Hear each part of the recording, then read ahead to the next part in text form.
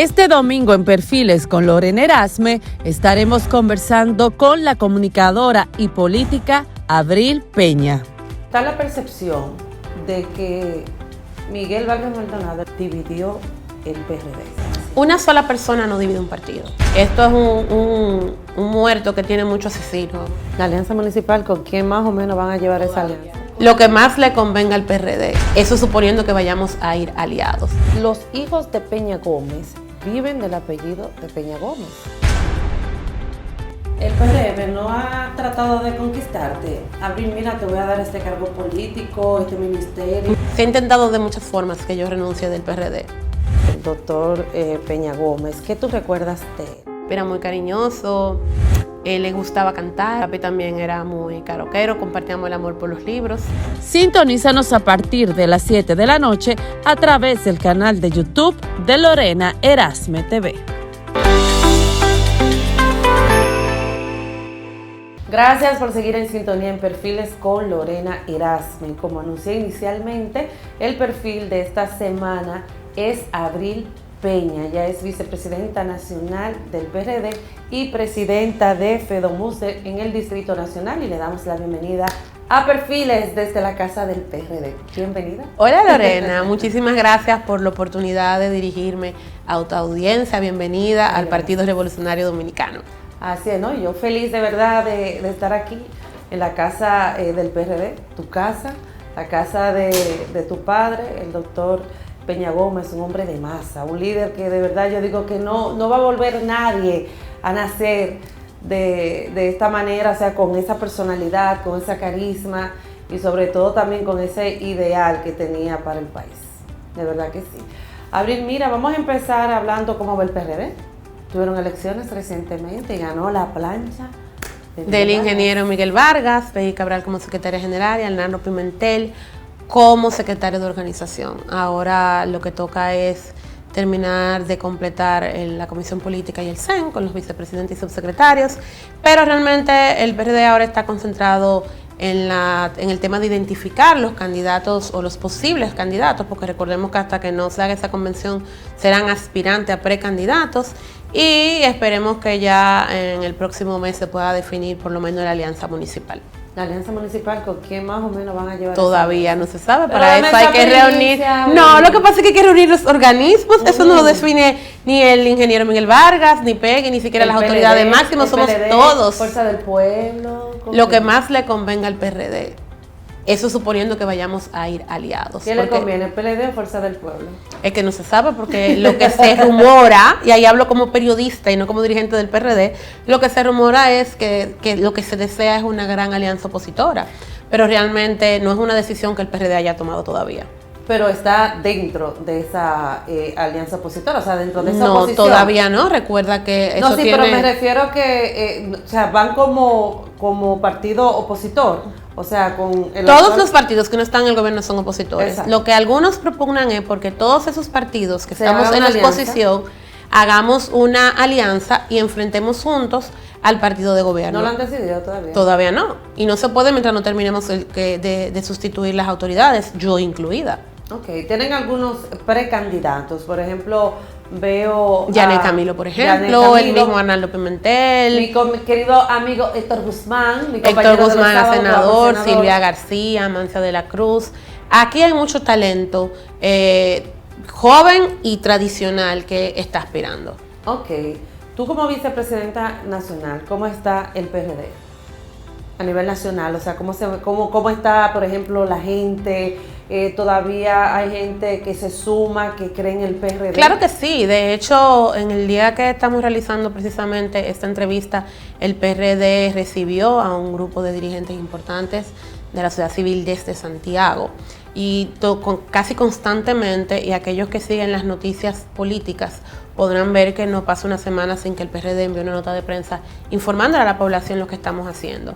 Como presidenta de FEDOMUS, de que el organismo de mujeres del Partido Revolucionario Dominicano, yo puedo dar fe y testimonio de que aquí no se ha dejado de trabajar ni un instante. Nosotros incluso en pandemia hacíamos las reuniones por Zoom, pero se hacían y mantuvimos activo el PRD, y por eso tuviste que se hizo una convención sin traumas, sin complicaciones, y de hecho yo diría que es la que menos abstención ha tenido, porque de 1.500 y tantos delegados votaron 1.300 y pico, que yo creo que nunca había habido en el PRD una convención con un nivel de abstención tan bajo. Y fue una jornada cívica, sin complicaciones, la plancha perdedora salió incluso antes que los mismos organismos dijeron perdimos, y aquí no ha pasado nada y seguimos trabajando por el bienestar del PRD y tratando de ser el organismo fuerte que necesitan los aspirantes a candidatos del PRD. ¿No ha pensado, por ejemplo, en este caso, Miguel Vargas Maldonado ceder ya esta posición como presidente del partido, tal vez a alguien más joven, a otro miembro del PRD? Porque dentro del mismo partido también él ha tenido un frente opositor. Bueno, pero ahora hubo un candidato relativamente joven que fue Junior Santos y no ganó. Los liderazgos no se ceden. Y de hecho la plancha de Miguel ahora fue bastante equilibrada, porque está él, está Peggy, que es un liderazgo femenino, y está Arnaldo, que era el presidente de la Juventud Revolucionaria Dominicana, y estamos hablando de un muchacho de menos de 35 años, y va a tener la responsabilidad no solamente de reorganizar el PRD, sino que estatutariamente la Secretaría de Organización preside la Comisión Conjunta, y la Comisión Conjunta, luego del CEN y de la Comisión Política, es el organismo máximo del PRD que aglutina a todas las secretarías. O sea, de ahí es que se toman decisiones, y la preside un joven de menos de 35 años. Entonces que está la percepción de que Miguel Vargas Maldonado, el ingeniero, dividió el PRD, que por eso nace el PRM. ¿Cuál es tu posición con relación a eso? ¿Tú crees que realmente Miguel Vargas Maldonado dividió el PRD y el PRD por tal motivo perdió esa esencia? Una sola persona no divide un partido. Esto es un muerto que tiene muchos asesinos, vamos a decirlo así. La división yo creo que empezó a fraguarse en el 2008, donde mucha gente se sintió traicionada cuando todavía, sin nosotros haber tomado una decisión como partido, Hipólito Mejía dio unas declaraciones diciendo ganó el PLD, cuando mucha gente pensaba que posiblemente iba a haber una segunda vuelta. Luego, en el 2012, mucha gente también siente que se siguieron como esos vientos trajeron luego estas tempestades, o esos lodos trajeron estas tempestades, porque en el 2012, para algunos, el PLD metió la cuchara en la convención del PRD y terminó quedándose el ingeniero Miguel Vargas fuera de la boleta presidencial y aspiró Hipólito. Y en ese momento que yo era del equipo de Miguel, tengo que decir que fue muy difícil hacer campaña por el PRD. Mi caso es distinto, porque yo tengo que admitir que al ser hija del doctor Peña Gómez, enquistarme en uno de los equipos de campaña fue relativamente fácil en comparación con otros. Sí. Pero aquí hubo dirigentes muy fuertes que hoy ya no son incluso del PRD, que para lograr participar en la campaña tenían prácticamente que enterarse por la izquierda, se va a hacer una actividad en tal sitio y ellos aparecerse, porque empezaron esas diferencias.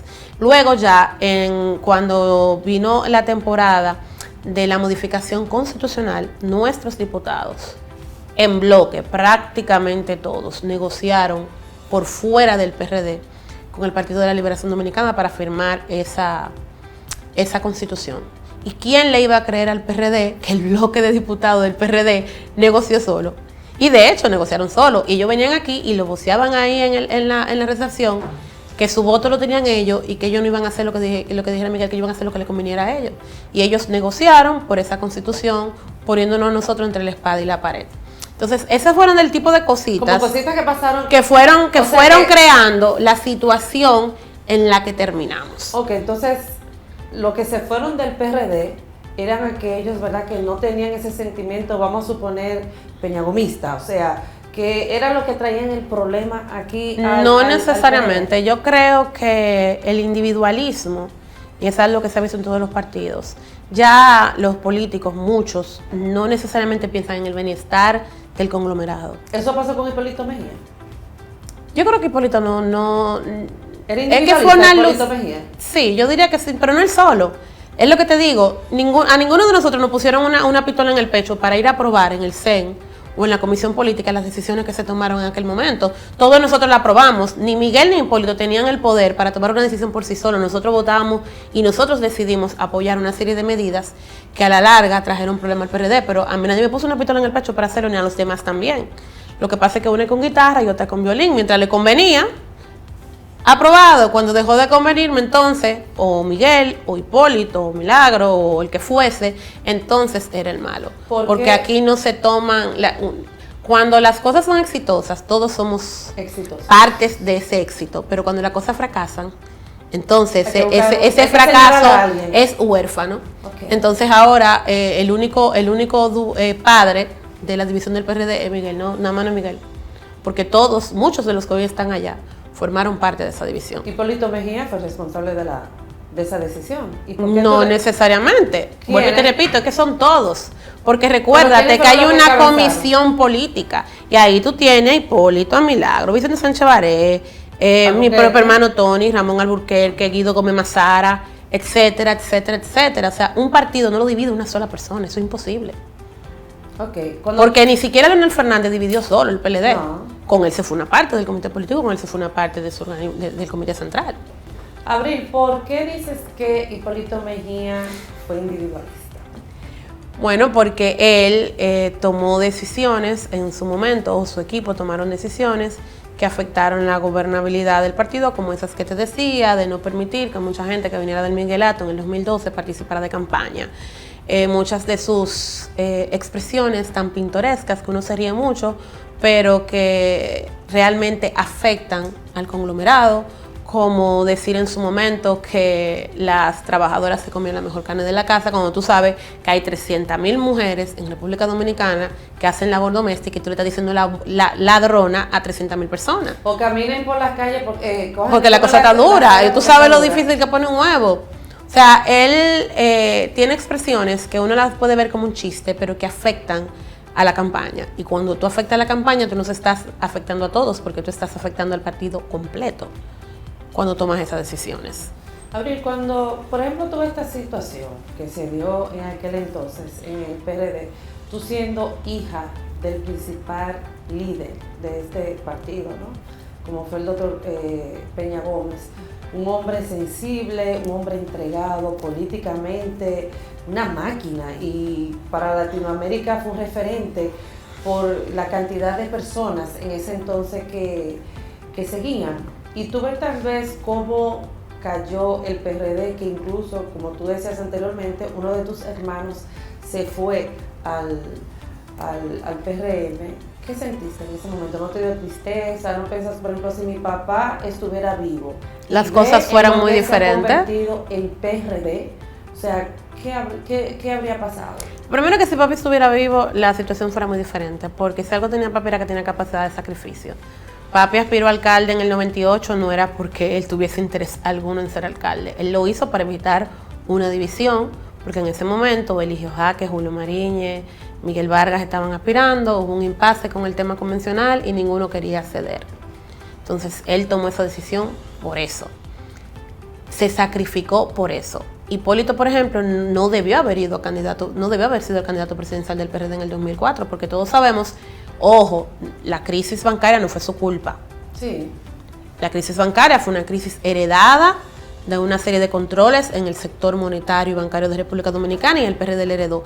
Y él tomó las decisiones adecuadas para evitar que el daño fuera aún peor. Pero independientemente de eso, él no debió haber sido el candidato. Debió haber sido Fello, o Milagro, o el mismo Miguel, o Eligio Jaque, cualquiera de los que eran presidenciables en ese momento, y tal vez los resultados hubiesen sido distintos, pero él no se sacrificó. Entonces, esos son el tipo de cosas que hacen que los partidos terminen fracasando. Y lamentándolo mucho, el PRD a través de su historia, desde sus orígenes, ha tenido muchos de esos. Sí. Papi era el que tenía el liderazgo en los 70 y no fue el candidato presidencial. Papi era el que tenía el liderazgo en los 80 y no fue el candidato presidencial. Papi no empezó a ser candidato presidencial hasta los 90. Y hasta ahí fueron mezquinos. Y mira todo lo que sucedió. Pero papi, sacrificándose por el PRD y tomando la batuta, le dio al país 2 presidentes en su momento. Okay. Entonces, esa capacidad de sacrificio es la que se supone que deberíamos de tener los sacrificios. Teníamos tenerlos en el PRD. No, hace falta en todo el sistema político. Porque las cosas que papi hacía, por ejemplo, en el gobierno de Balaguer, de usar su influencia a nivel internacional para beneficiar a alcaldías que no eran del PRD, sencillamente porque se necesitaba, en medio de la crisis de combustible de los 80, hablar con Venezuela para que nos mandara asfalto y una serie de cosas. En estos momentos, un partido de oposición que tuviese ese poder deja que el gobierno se hunda y no ayuda. Pero sin embargo, papi lo hizo, a pesar de que iba a beneficiar al gobierno de turno. Ok. Hay una percepción, con todo el respeto, tengo que hacerte esta pregunta, es que los hijos de Peña Gómez viven del apellido de Peña Gómez. Incluso se habla hasta de su ex esposa, también es señalada por lo mismo. ¿Qué es cierto en esto? Yo supongo que tú has escuchado, ¿verdad? Que te digan, ay, sí, los haters. Viven nada más del apellido Peña Gómez, pero no hacen nada. Yo no sabía que con el acta de nacimiento yo podía pasarla por el lector de la tarjeta de crédito en el supermercado, en el colegio de mi hija, que con el acta de nacimiento yo voy a la tienda y compro, o hago todo lo que conlleva el intercambio monetario. Yo no sabía que con el acta de nacimiento se hacía. La gente entiende que los hijos tenemos que ser fotocopia de los padres, y que cualquiera de nosotros ya debiera ser presidente o haber aspirado a presidente y nada que ver. A mí me puede gustar la política, pero al día de hoy yo no tengo ningún interés en ser presidente de la República. Al día de hoy eso puede cambiar. Papi en los 70 decía que no le interesaba. A mí me gusta hacer política, me gusta trabajar por la gente, pero yo no tengo esa apetencia de llegar hasta esos niveles. Eso por un lado. Por el otro, la gente habla mucho, pero rara vez investiga la vida privada de cada quien. Aquí mucha gente no sabe, por ejemplo, que José Fran, que es el más viejo, tuvo dealers de vehículos, fue de los primeros que hizo feria de belleza en República Dominicana, cuando yo tenía como 2 años de edad. O sea, ha tenido muchos negocios a través de su vida. Mucha gente no sabe, por ejemplo, que Arlene es dueña de Closet Design, que es una tienda que importa ropa de alta gama, que va a los desfiles de moda, de Versace, de Chanel, etcétera, etcétera, etcétera, con una clientela muy exclusiva. Mucha gente no sabe que mi hermana Desiree tiene propiedades inmobiliarias en Estados Unidos, 3, 4, 5 viviendas, y el que tiene 5 viviendas en Estados Unidos alquiladas, bueno, todos sabemos que pobre no es. Sí. Mucha gente no sabe que yo he tenido negocio de comida, que yo tengo un periódico digital, que yo tengo 2 programas de televisión.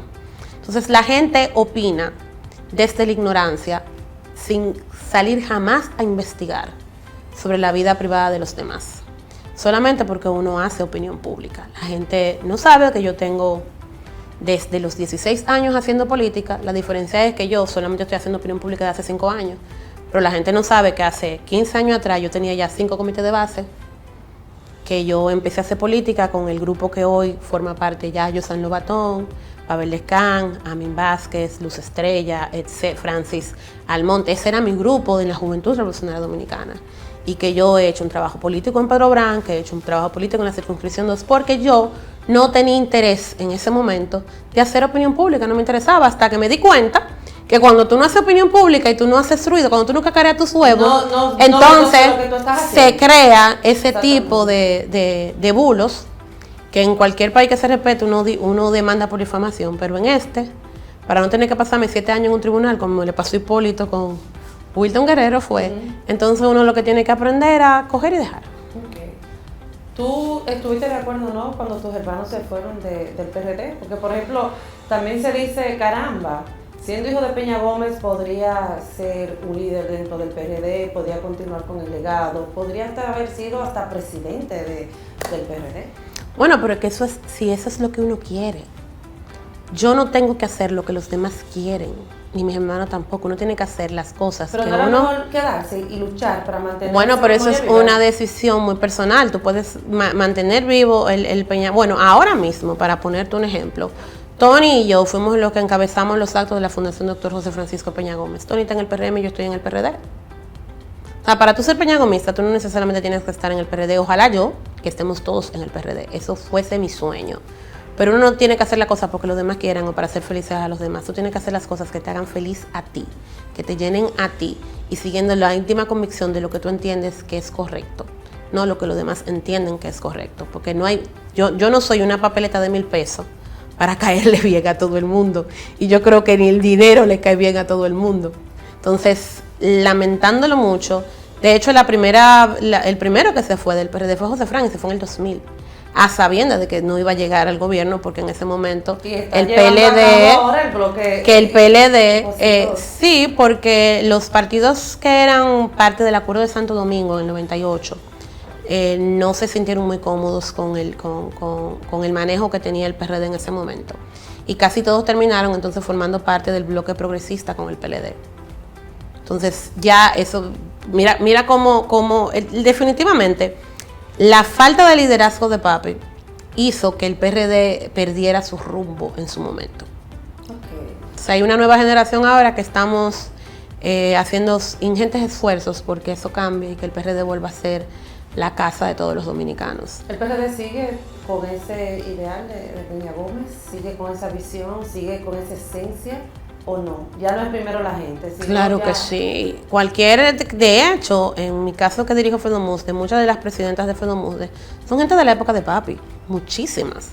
Ahora el trabajo es tú lograr que esa nueva generación de jóvenes, recordemos que Papi falleció hace 25 años, que en esos 25 años la población de República Dominicana es extremadamente joven. O sea, más del 50% de la población tiene menos de 45 años. O sea, que o eran muy jóvenes cuando Papi falleció o ni siquiera habían nacido.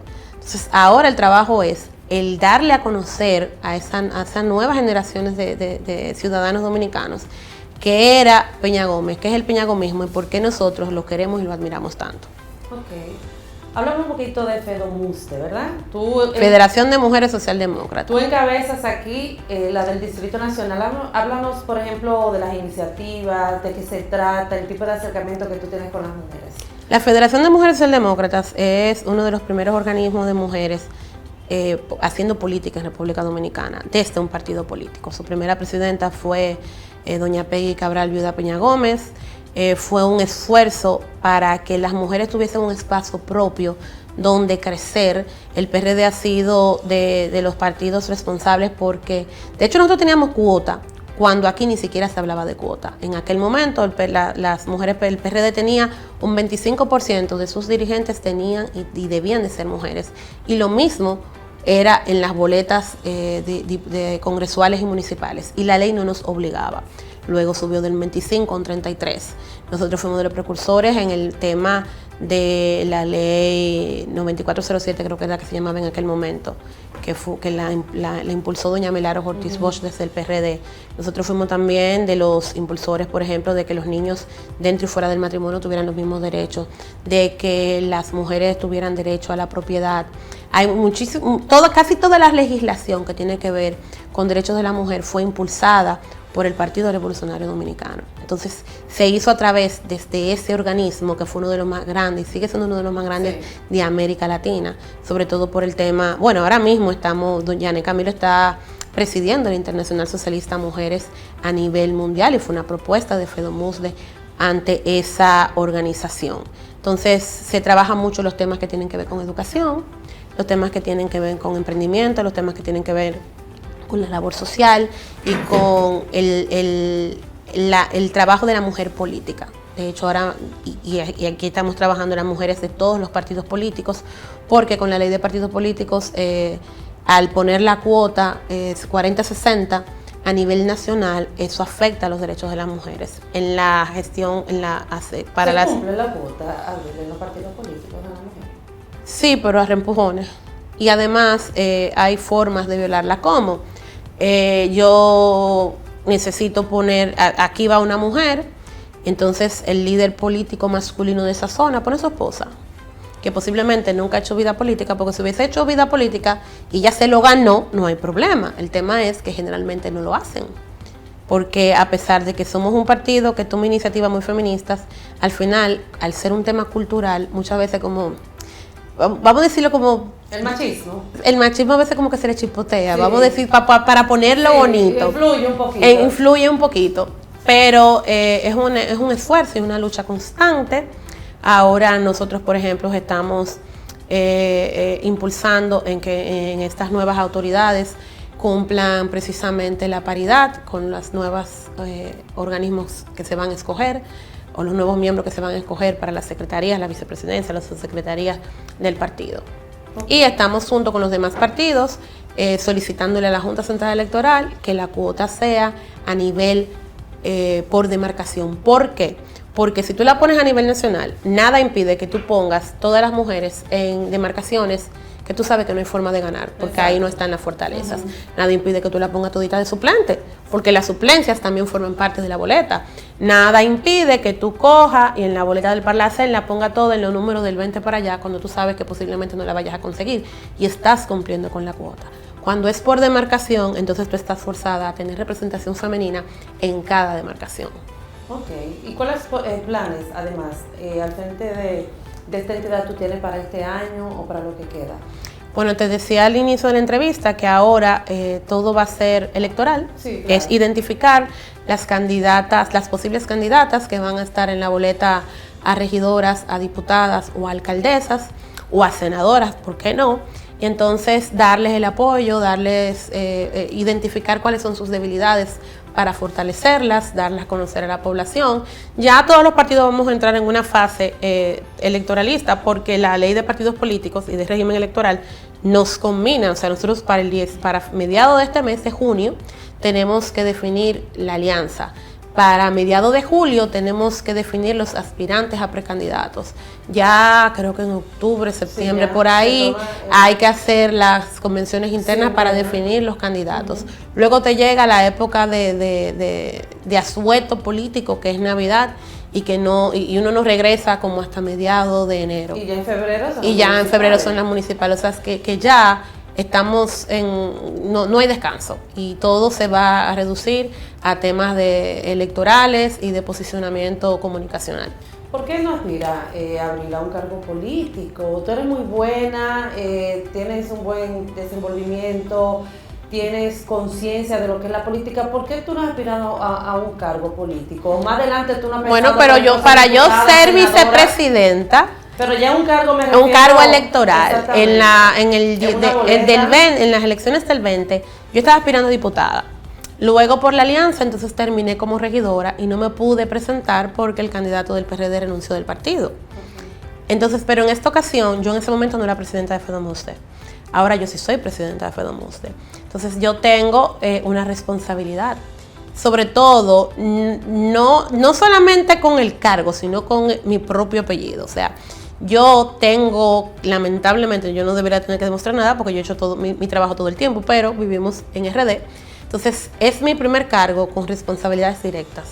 Entonces, yo no puedo atender dos cartones al mismo tiempo. Yo o atiendo mi propia candidatura o me ocupo de que las mujeres del PRD en el Distrito Nacional estén en la boleta y que sean exitosas. ¿Tú prefieres entonces sacrificarte? En este momento sí, porque yo me quedé en el PRD porque yo siento una responsabilidad con el partido, con su fortalecimiento y porque yo necesito que sea el partido que está en la foto que tenemos detrás. Entonces, para lograr eso, hay que hacer lo que hizo papi. Que cuando los gobiernos del PRD llegaban al poder, él se quedaba en el partido. ¿Por qué? Porque los partidos usted no lo puede abandonar. Porque termina pasando lo que ha pasado, lo que pasó con el PRD, lo que pasó con el Partido Reformista, lo que pasa incluso con el PLD. Tú necesitas un interactor, un actor que siga conectado con la base. Okay. Y si yo estoy en una boleta, voy a estar conectado con mi candidatura, porque todo el que va a aspirar es porque tiene deseo de ganar, no es para estar bonito en una foto y un afiche. ¿Qué candidatura te ha pasado por la mente? En ese momento, diputada. No, de aquí en adelante, ¿cuál? Congresual, yo creo que mis habilidades y los estudios que tengo tienen que ver mucho con el Congreso. Diputada, senadora. Exactamente, porque hay muchas cosas que se pueden hacer desde el Congreso y muchos temas que todavía están por resolverse. Y además, la gente entiende que el primer poder del Estado es el poder ejecutivo, y no es así. El primer poder del Estado es el legislativo. Lo que pasa es que nuestro Congreso generalmente es genuflexo al poder y no toma el toro por los cuernos y no hace lo que tiene que hacer. Yo creo que en una primera etapa eso se me iría mejor, sobre todo porque legislar es parte. De hecho, mi primer trabajo fue en la Cámara de Diputados y yo aprendí a escribir, de hecho, con González Tirado en consultoría jurídica, y éramos nosotros que redactábamos las leyes. Entonces ya yo diría que yo tengo experiencia en ese sentido. Eso no significa que a mí la labor social que tú puedes hacer desde los gobiernos locales no me guste. sino que yo creo que en esta etapa, para las habilidades que ya yo tengo, eso sería un buen inicio, si yo alguna vez tuviese el deseo de volver a aspirar. ¿Te has sentido presionada? Porque la gente dirá, pero ella es hija de Peña Gómez, tiene que darlo todo, tiene que ser buena, tiene que ser mejor que las mujeres que están ahí en el PRD. Todo el tiempo, la gente, ¿qué te digo? La gente piensa como que uno es un clon, que uno no tiene opiniones propias, que no necesariamente tienen que ser exactamente igual a la de mi padre, porque él tampoco era perfecto. Entonces, no necesariamente yo tengo que estar siempre de acuerdo con lo que él hacía, o yo tengo que asumir los sacrificios que él asumía. Para tú tener el tipo de liderazgo que papi tenía, posiblemente yo no pudiese ir a todas las actividades escolares de mi hija, porque el partido siempre va a estar primero. Yo no tendría la privacidad que tengo en mi hogar. O sea, son muchas cosas cuando tú tienes familias que tú tienes, y que de hecho eso son de las cosas que hacen a las mujeres menos competitivas, porque los hombres casi nunca piensan en eso. Pero yo tengo una hija y mi hija, yo quiero mucho el PRD, quiero mucho mi país, estoy dispuesta a todo el sacrificio del mundo, pero mi hija es mi primera responsabilidad, claro, y siempre lo va a ser. ¿El PRM no ha tratado de conquistarte? Abril, mira, te voy a dar este cargo político, este ministerio, no. Para que tú seas vicepresidenta de tal institución. A mí me han preguntado mucho eso, no lo han hecho. El PRM? No, pero en defensa de ellos tengo que decir que desde el 2000 a mí se ha intentado de muchas formas que yo renuncie del PRD. Desde el 2000, la primera vez que alguien se me acercó. ¿Quién? Eso no se dice el pecado, pero no el pecador. El el punto fue que, bueno, eso se puede decir, en el 2000 se me acercó Aristipo Vidal, cuando se fueron parte de mis hermanos al PLD, y yo no quise. De hecho, cuando el partido mandó una comisión a mi casa, pues cuando se armó el corre-corre, que fueron a mi casa, fue mi hermano Tony y Miguel Vázquez, yo le dije, no tiene nada que hacer aquí, pues ya yo me reuní con ellos y dije que no. Entonces, ellos saben que en numerosas ocasiones ha habido intentonas de yo irme del PRD con dinero, con cargos, con de todo. Yo siempre he dicho que no. Entonces, cuando ya tú tienes un historial de que tú eres leal y renuente a dejar tu partido, y ellos ni lo intentan, porque si yo siempre he dicho que no, ¿qué va a hacer que yo piense de manera distinta? Cuando ellos se fueron al PLD la primera vez, ¿qué sentiste? No, porque es que mira, yo siempre he sido muy respetuosa de los derechos individuales de cada quien. ¿No pensaste en tu papá y papi? No, porque es que papi y Juan Bosch se separaron en su momento. Y papi se quedó en el PRD. Para muchos tal vez eso fue una traición, en el sentido de que Juan Bosch apadrinó a papi durante mucho tiempo. Pero tú tienes que hacer lo que es mejor para ti, para tu carrera. Y si José Frank, que en ese momento fue el que lo hizo, entendía que para su partido y para su liderazgo era mejor estar en el PLD, bueno, pues eso es una decisión muy personal. Nosotros nunca...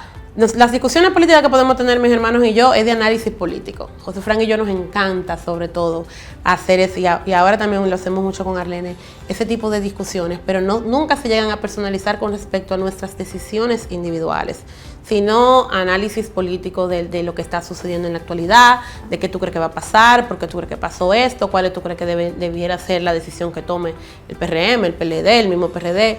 Nuestras discusiones son de ese tipo, como si estuviésemos en un programa de panel, pero nunca han sido discusiones de carácter personal con respecto a nuestras decisiones. Ok, para ir cerrando esta primera parte, porque hay que conocer la mujer detrás de la comunicadora y política, Abril Peña. ¿Cómo valora la gestión del PRM, encabezado por el presidente Luis Abinader? Luces y sombras. Bueno, en materia de turismo, por ejemplo, hay muchos avances. En el tema migratorio, por lo menos tienen un discurso cónsono a la situación que está viviendo República Dominicana y que conlleva la situación de desequilibrio que hay en Haití. En el tema, por ejemplo, que tiene que ver con los puertos y aduanas de República Dominicana también, yo diría que lo han hecho bien. Y sin embargo, en temas como educación, salud, seguridad ciudadana, todos sabemos que están bastante cercanos al desastre, porque yo no esperaba tal vez que por la crisis que estamos viviendo económica fueran a mejorar mucho las cosas, pero ha habido un retroceso en muchas áreas. Un buen ejemplo tal vez sería el 911, que todos sabemos que era un ejemplo para la región incluso felicitado por el Departamento de Estado de los Estados Unidos, y sin embargo, ahora todos sabemos cómo está el 911. Los temas de seguridad todos los estamos viviendo, y los temas en materia de salud, la situación de los hospitales en República Dominicana también es caótica, y tú puedes decir en temas de hospitales que están sin terminar que es culpa del PLD, pero cuando tú tienes hospitales llenos de ratones, eso no es culpa del PLD. Cuando tú tienes hospitales que desde Semana Santa tenían una bomba de agua dañada y tienen una emergencia sin agua, no es culpa del PLD. Que haya tema de seguridad, no es tema de la maternidad, que esa fue la que se filtró primero, pero luego se descubrió que había más de 200 y pico de niños que habían fallecido también en la misma temporada en diferentes hospitales, y la respuesta fue sacar una nota de prensa del 2013 de que habían muerto 200 y pico de niños, pero eso fue en el país entero. Aquí tuvimos un hospital que murieron 100 y pico de niños en 3 meses. Entonces, no es consuelo para nadie el que el PLD lo hizo, porque si el país decidió votar por el PRM, era porque quería un cambio, no para que nos dieran excusas.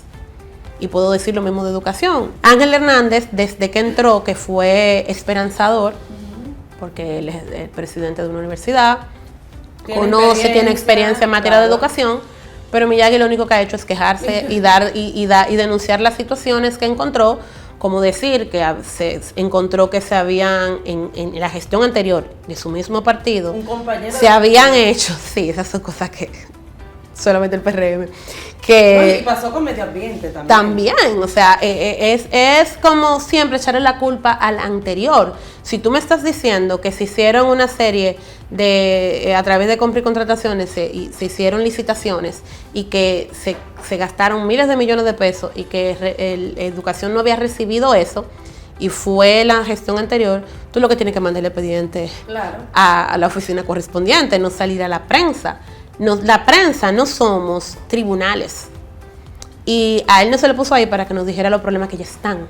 Claro, lo lógico es que él haga una evaluación de la situación, porque para tú saber cuál es el remedio tienes que saber cuál es la enfermedad. Pero yo no hago nada con que él me diga que la educación está hecha un desastre si él no me dice cómo lo va a solucionar. Así es. Entonces como en todos los gobiernos hay cosas buenas y hay cosas malas. Yo asumo que ellos tienen que saber que ellos fueron la esperanza de una población en un momento dado, y que si ellos lo hacen muy mal, entonces todo el sistema de partido político puede verse afectado, porque la gente está muy desafecta de los políticos, entiende que nosotros no hemos llenado sus expectativas, y yo no quisiera vernos aquí con un outsider. No, ni yo tampoco, porque un outsider es lo que podría ser peor. Ya hemos visto lo que ha sucedido en otros países. Exactamente. ¿Tú crees que se quede el PRM o ganaría la Fuerza del Pueblo o el PLD? Todavía es muy temprano para tomar decisiones. Recordemos que el PLD perdió las elecciones en octubre, cuando se le dividió el PLD. Entonces es muy temprano para decirlo, porque todavía no se sabe si van a haber alianzas, cómo van a funcionar esos bloques de alianzas, y mientras tú no tengas esas fichas repartidas en el tablero, tú realmente no sabes cuál es la situación que hay. Aunque el presidente Abinader en las encuestas, él marca muy bien, recordemos que esas mismas encuestas indican que el partido no marca tan bien. Y también esas mismas encuestas dicen... Sí, pero la Fuerza del Pueblo increíblemente ha subido bastante, mucho más de lo que yo imaginaba. Yo pensaba que el PLD como partido político iba a ser más fuerte en ese sentido. Pero también las mismas encuestas dicen que la gente, el tema de la canasta básica familiar y de la seguridad sobre todo, la gente está cansada. Sí. Independientemente de que uno pueda entender que hay un tema inflacionario detrás, la gente, vuelvo y repito, no quiere excusas. Entonces yo no sé si la popularidad del presidente Abinader va a soportar un año más de la gente con una canasta básica familiar muy alta, con una inseguridad muy alta, y teniendo el mismo sueldo o un sueldo muy por debajo de cubrir las necesidades básicas de la población. ¿Podemos ver al PRD apoyando al PRM? ¿Sería épico? Eso es una decisión que tiene que tomar el CEN. No te sabría decir si podría ser o no. Como en todos los partidos hay voces que son pro PRM, hay voces que son más pro FP, más pro PLD. Oye, no, porque somos de la misma familia. No le han dicho para apoyarlo. Es que todavía no se ha tomado esa decisión. No es que sea claro, conversaciones privadas de amigos de uno, porque yo no soy enemiga de los PRMistas. Yo me junto con PRMistas a cherchar, a comer, a cenar, a tomar una botella de vino, y en esas conversaciones dice, Abril, pero ustedes debieran, digo yo, bueno, pero es una decisión política que tienen que tomar los ambos partidos. Exacto. Y habría que ver qué tanto le conviene al PRD, qué tanto le conviene al PRM, qué tanto le conviene a cualquiera de los partidos que estamos ahora mismo en la tómbola para las elecciones del 2024. Bueno, Abril, vamos a ver qué pasa. ¿Qué te parece si vamos a una breve pausa comercial y cuando retornemos vamos a conocer la mujer detrás de Abril Peña? Vamos a la pausa.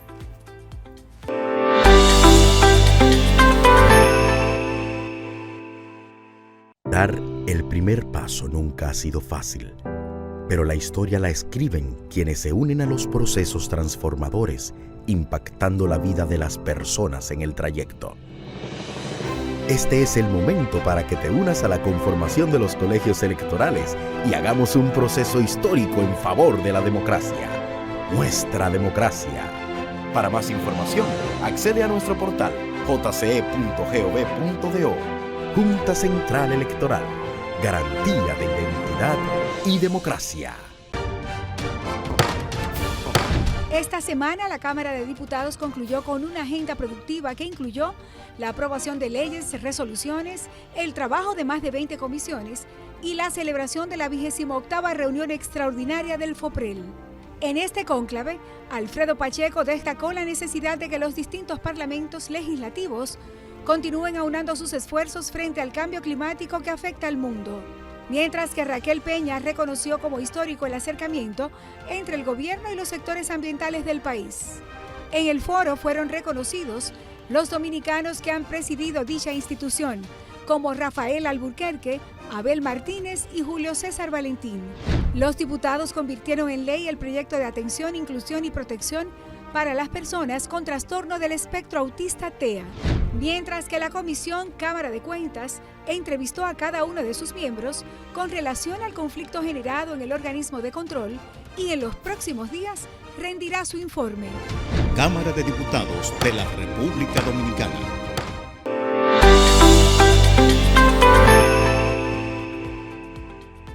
Gracias por seguir en sintonía en Perfiles con Lorena Erasme. Y el perfil de esta semana es la comunicadora política Abril Peña. Con ella hemos hablado de interesantes temas sobre el PRD, el legado de su padre y sobre todo ella como política. Pero es momento de conocer a Abril, la mujer.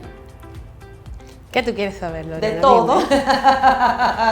De todo. ¿Cómo es Abril Peña? ¿Qué le gusta a Abril? Después que tú sales de aquí del PRD y de todo este tema político, ¿cómo es Abril? Oh, a mí me gusta leer, me encanta leer. ¿Qué te gusta leer? De todo. Todo. En estos días tengo un placer culposo, por decirlo así, estoy en novelita. Como que yo quiero como desconectarme. Porque cuando, en mi caso, que yo trabajo periodismo y que tengo un periódico, uno está muy bombardeado como de temas duros, de problemas, de sangre. Todo el día. Entonces yo tengo una cuanta temporada que estoy leyendo novelas o cosas como que me distraigan, que me desconecten. Me gusta ver muñequitos. Ahora estoy en temporada manga. Sí, porque mi hija... Ay, sí. Me encantan los muñequitos. Tengo que ir a ver La Sirenita, por cierto. A ver si esta versión me gusta. Me encanta bailar. Sí, ¿qué te gusta bailar? De todo. Merengue, salsa, de todo. Exactamente. Dembow, podemos ver reggaetón es posible, dembow no sé, al menos no bien. Yo puedo darte 2 pasos, pero difícilmente tú me veas de que arrastrándome por el piso, hasta ahí no me vas a ver. Yo soy una karaokeera enferma. Yo creo que me han visto en la comunidad karaokeera en República Dominicana, como que nos conocemos todos. Sí. Y tú puedes ir a cualquier karaoke. ¿Y qué te gusta cantar? ¿Maricela? Balada. No, de Maricela yo no me sé ninguna. Me sé de Ana Gabriel. Yo me sé muchas. Además, si van en YouTube, tú sabes que en YouTube sale lo que tú guardas, sí. Hay un canal. Ahí yo tengo todas las que yo me sé en español, las que me sé en inglés, las que me sé en merengue, las que sé. Porra, cada rato yo subo videos en YouTube.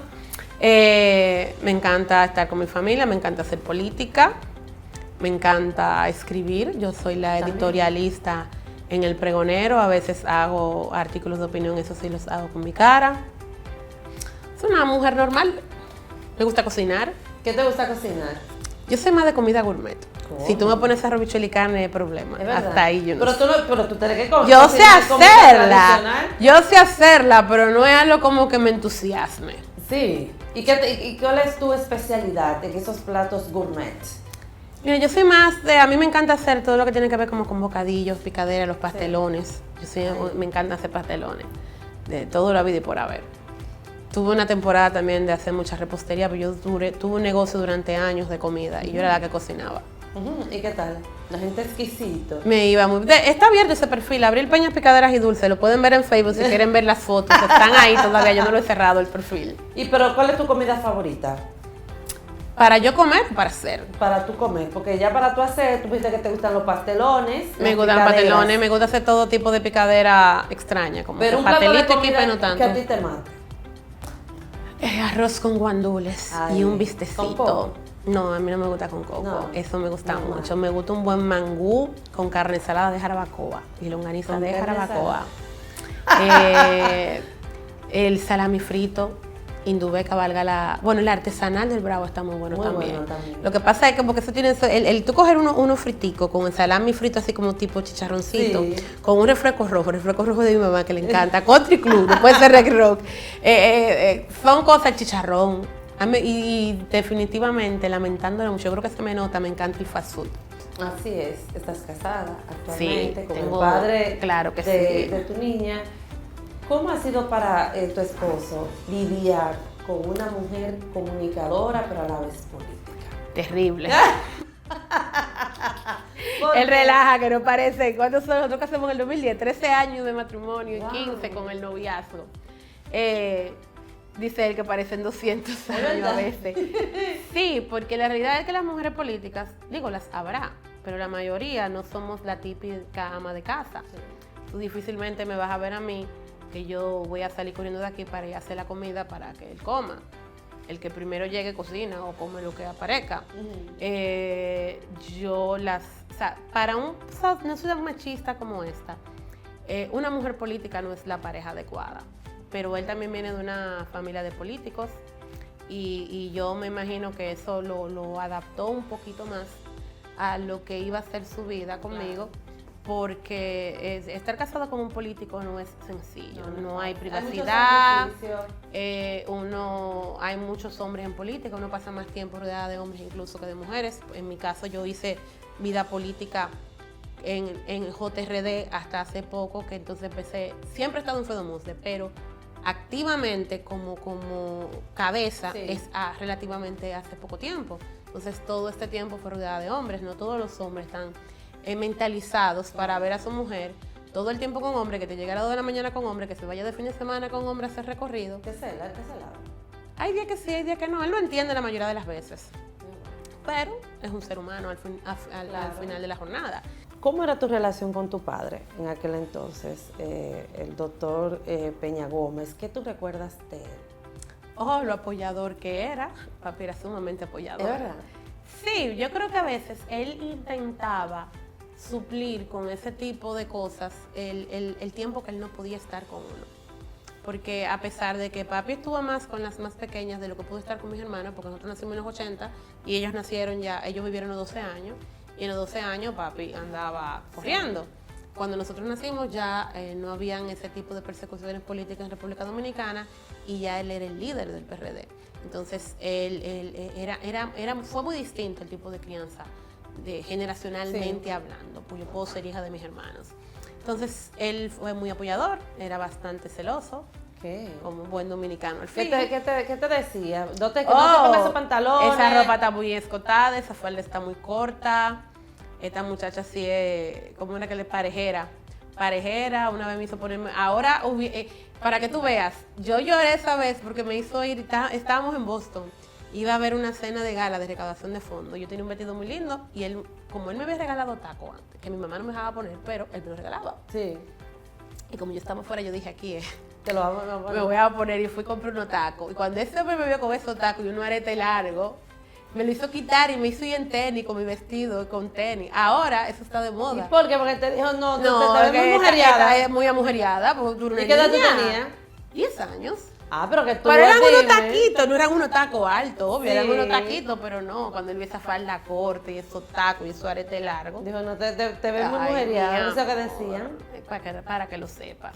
¿Era cariñoso tu padre? Muy cariñoso, papi era muy cariñoso. le gustaba cantar, o sea que... ¿Tú saliste eso en él? Sí, no soy yo sola. Josefran canta también, Arlene canta también. Ángela no la he escuchado cantando, tendría que escucharla para saber si canta bien. Pero sí, papi también era muy karaokeero, compartíamos el amor por los libros. Yo era un azote, llegó un momento que me cerraba la biblioteca, porque la biblioteca de papi era muy amplia y tenía muchos libros para adolescentes. Entonces, o que podían leer a adolescentes, y yo leía libros que tal vez no eran para adolescentes, como, qué sé yo, Shakespeare, Ivanhoe, libros que eran un poquito más adelantados. Entonces yo me los robaba y me los llevaba a mi casa. Y cuando papi era, o sea, era una persona que si faltaba un libro en un anaquel, no me pregunte cómo, el público no lo está viendo, pero la biblioteca de papi era parecida a este salón, llena de anaqueles hasta el techo, 1, 2, 3 anaqueles a todo lo largo. De hecho, papi coleccionaba hasta los periódicos. Entonces, yo no sé cómo se daba cuenta cuando faltaba un libro, pero yo cada vez que iba me llevaba un libro, porque yo lo empezaba a leer. ¿Y qué te dijo para Abril? ¿Te estás llevando a Abril? Ay, peleando que le devolviera su libro, pero imagínate tú, yo a veces también le burlaba en la cara y yo, bueno, si tú crees que tú vas a ver ese libro de nuevo. Era un caballero, tu padre. Ah, no, pero claro que sí, muy romántico él. Una vez incluso me llevó, como yo quería libro, me llevó a Cuesta. Pero el pobre infeliz no calculó que yo era hija suya y que yo iba a hacer exactamente lo mismo que él hacía. Que todo el mundo tenía que llevar cuando papi viajaba, todo el mundo tenía que llevar una maleta extra. Porque sí. Papi, cuando llenaba la de él, entonces empezaba a buscar maleta para poner los libros que compraba. Pues papi me llevó a Cuesta Libros, que era en ese momento, por caja. Yo llegué con 2 cajas de libros. No, Abril. Pero él me dijo, escoge. Sí. Lo que pasa es que él nunca pensó que yo iba a escoger tantos libros. ¿Y qué te dijo él cuando él él a mí no me dijo nada porque él me dijo, escoge. Además te vio, y era libro y no le quedó más remedio que pagarlo. Pero después le dijo a mi mamá que yo lo iba a quebrar. Claro, el porque libro. Me llevé 2 cajas de libros, pero al mismo tiempo me dice mami que lo dijo como con un dejo de orgullo. Porque que una niña, estoy leyendo libros bastante con contenido mucho más adelantado de biografías incluso, etcétera, era un motivo de orgullo, porque en República Dominicana la gente no lee tanto. ¿Qué recuerdas, por ejemplo, un consejo así, en específico de él, que no se te olvida nunca? Yo creo que el tema de los estudios. Estudia, Abril. Sí, el tema de los estudios. Lo que pasa es que papi daba unos consejos medio extraños. Y pongo un ejemplo. Yo una vez, yo ni recuerdo qué fue lo que hice. Yo sé que mami le dijo que yo estaba muy mal criada. Y él fue y me dijo, mira, mijita, usted no se puede estar portando mal. Tiene que obedecer a su mamá. Y me dio 100 pesos. Entonces, y 100 pesos, señores, a principios de los 90, eran unos cuartos. Pero él era estricto, o sea, te llevaba a tu abuelita. No. En mi casa la estricta, a la que yo siempre he tenido terror, todavía le tengo terror a mi mamá. ¿Qué? Ay, sí. Qué fuerte. Mami se quilla cuando yo digo que ella es el terror del Yaro, pero es verdad que sí. Mami, todavía ahora yo salgo y ella sabe que yo estoy en la calle. Y si yo llego a las 2 de la mañana y no le pongo un mensaje, ella no se duerme. Digo yo, pero ven acá, mami, ya tú y yo nos vivimos juntas, o sea... Pero tener un seguimiento muy de cerca. Sí, muy de cerca. De hecho, es que aunque tú tengas hijos, ella te ella va a decir lo mismo que uno siempre... Y ahora que uno tiene hijos... Tú sabes. Que sí, que uno siempre va a ser, yo siempre voy a ser su niña. Cuando tu papá cae enfermo de cáncer en el páncreas, ¿tú supiste, por ejemplo, que él estaba Al enfermo? principio no. ¿Cómo fue ese proceso para ustedes? Papi estaba enfermo, viajaba, pasó casi un año fuera del país, o sea, que él venía y cuando venía, que fue como algunas 5 o 6 veces, él sí veía a uno y ya. Pero como al año... nos llamaron a Arlene, a María Rosa y a mí a casa de Reinaldo Rincón en la Sarasota y él llamó para decirnos toditos juntos que a los pequeños. ¿Qué edad tú tenías en ese entonces? 12, 13, sí. Entonces ahí él nos explicó el tema del cáncer, de que tenía cáncer. En ese momento no era terminal, ni se sabía que iba a ser terminal, sencillamente nos explicó que le habían hecho la biopsia y que tenía cáncer. Pero realmente ya hacía... ¿Para ti cómo fue ese momento? Mira, yo... Una niña, tal vez tú no estabas tan consciente. En ese momento yo no estaba tan consciente de la gravedad. Yo pensé que él lo iba a superar, de hecho al principio parecía que él lo había superado. Ya cuando él empezó a adelgazar y el estómago se le puso muy duro, y yo le pregunté a papá, porque yo me acostaba en la cama a ver televisión con él, y yo ponía la cabeza como en el estómago y tenía el estómago duro, entonces yo le preguntaba qué era eso, entonces él me decía que eso era queloide. Y yo creo que durante un tiempo él pensó que era eso. Entonces cuando ya lo volvieron a abrir, que se vio que ya no se podía hacer nada, pero aún así él nunca tuvo esa conversación como de que no... De hecho, el fin de semana que él falleció, yo estuve con él, papi falleció un domingo, y yo estuve con él hasta ese domingo en la mañana. La noche antes fueron los 15 años de mi sobrina, de Michelle Vázquez, y hay fotos incluso de esa noche. Yo esa noche incluso iba a salir con los amigos del colegio, había una... ¿Qué edad tenías? ¿Como 14? Ajá. Había una actividad en la casa, un cumpleaños en la casa. ¿Tú te ibas los fines de semana? Con papi, ajá. Entonces yo tenía permiso de mi mamá, pero entonces mami cuando habló con él, cuando yo le dije que yo iba a salir esa noche, él llamó a mami para preguntarle que para dónde era que iba la niña, y mami me dijo, mira Abril, yo oigo a tu papá como cansado. ¿Tú no crees como que yo sé que tú te lo ganaste, que yo te lo prometí, pero tú no crees como que deja pasar esta? ¿No lo notaste raro esa noche? No, porque los últimos meses de papi, 3 meses de papi. O sea, el día antes. No, sí lo noté un poco dolorido, aunque él no me dijo que era dolorido, sí, estaba incómodo. Pero ya eso era propio de la enfermedad y tenía meses en eso. Yo lo relajaba que se había metido a necio porque él, sobre todo en la finca, él se iba a leer para el final de la finca, entonces él te decía, búscame un vaso de agua y tú tenías que subir todo aquello. Buscaba el agua y te regresabas. Entonces cuando tú regresabas con el agua decía, búscame un libro. Entonces yo le decía, pero tú no lo puedes pedir todo junto. Todo junto. Después le dio con comer Magnum. Helado. Y a los dueños de esa franquicia tengo que agradecerle, mandaron una nevera. Y yo feliz. ¿Tú feliz, entonces, ay, mi amor. Ese helado en ese nada tiempo, más no ¿tú era sabes? él que comía helado. Pero entonces había que quitarle el chocolate porque lo que le gustaba era el relleno. Okay. O sea, eran cosas como que... Y la gente se lo cumplía. Porque cuando ya tú estás en un momento como ese y que tú no puedes comer todo lo que tú quieras y que tú siempre estás incómodo y molesto y adolorido, tal vez yo en su momento no lo entendía por la edad, pero ahora yo entiendo que lo que estaban era cumpliéndole los caprichos, por decirle así. ¿Sufrió él? O sea, ¿tú lo veías como, triste en un momento? Papi tenía una fortaleza emocional y espiritual extremadamente alta. Yo nunca lo vi como destruido emocionalmente. Yo siempre lo vi muy fuerte, tratando de hacer lo mejor por su partido. A pesar de todo. A pesar de lo difícil que tuvo que haber sido. ¿Fue difícil para ti ese trayecto, el no ver a tu papá, el asimilar que ya no está? Tú sabes que para uno como adolescente, su mamá y su papá es muy importante, pero en este caso tú no tuviste a tu padre. ¿Cómo fue para Abril ese proceso? Doloroso. En la etapa de la adolescencia, yo diría que uno necesita mucho las dos partes también. Mis inicios a nivel político hubiese sido un sueño hacerlo de su mano, sobre todo por todo eso que hablábamos antes, de lo que la gente espera y que uno puede ser. Entonces fue difícil y doloroso. Abril, ¿qué te falta por hacer para finalizar? A nivel profesional, Sí. bueno, que el pregonero se convierta en un referente a nivel de noticias, de periódicos, que pueda competir con los periódicos más importantes de República Dominicana. Y a nivel personal, yo también quiero ser un referente. Yo me quiero convertir, o espero llegar a ser, una Yanna. Ay, ya. Por ejemplo, una Oprah, si fue...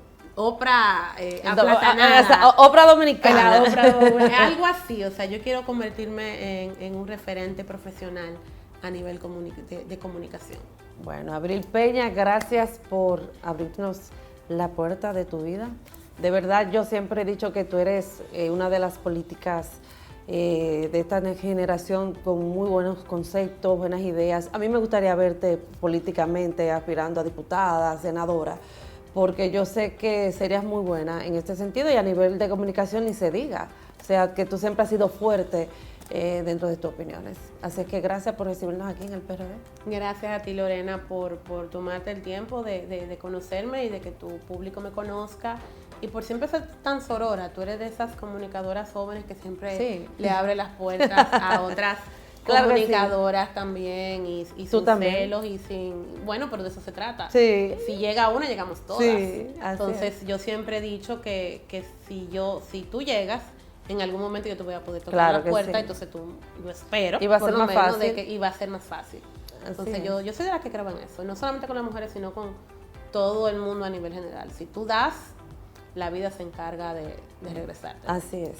Pues muchas gracias nuevamente por haber estado con nosotros.